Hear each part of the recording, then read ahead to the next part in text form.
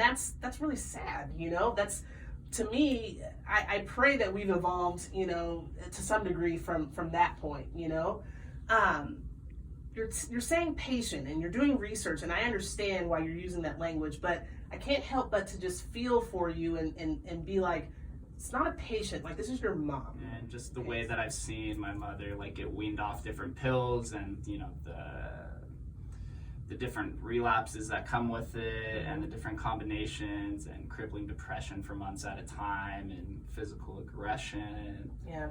It's not something that I think the mental health field had right in the beginning. And I think now with your podcast is doing something great, because when people get put in these positions, yes, they're being medicated by their psychiatrist or whoever they're seeing it with, being in the lower socioeconomic class. Right.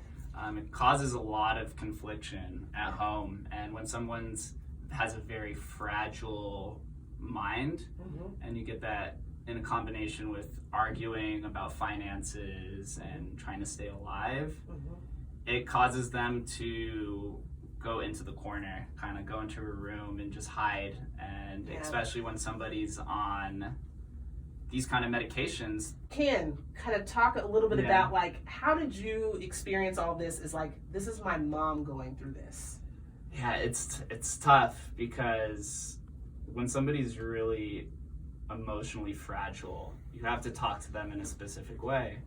And you can't really talk to them objectively like you'd like to, right? Like, you can't really tell them, hey, these pills are really fucking you up. Like this, I don't trust your therapist, like different things like this, because that's gonna send them in a world. It's not all doom and gloom as the media chastises it. Right. There's a lot of social support and a lot of things behind the scenes, that these big support groups and things that, not just fraternities, but just groups that are larger than yourself, that you can find yourself. Music and random 80s and 90s pop stars usually connect everything for me in my life. I'm gonna age myself a little bit here when I say, when I was telling everybody Rush, you know, I did think Paula Abdul, Rush, hurry, hurry, baby, come to me. That's all I'm gonna give you. But going back to your story, I'm sorry, I digress. I love that. So, Paula Abdul, if anybody can reach out to Paula Abdul, I did just name drop on this podcast. So you talked about this intervention occurring, and then you coming to the realization that the alcohol use and some of just the go hard in the paint was more so to manage what was boiling over inside. So that was definitely an interesting time in my life. This was two and a half years ago, May of 2018. I was now 2 years graduated from college, and I started partying when I was in high school, going into my junior year.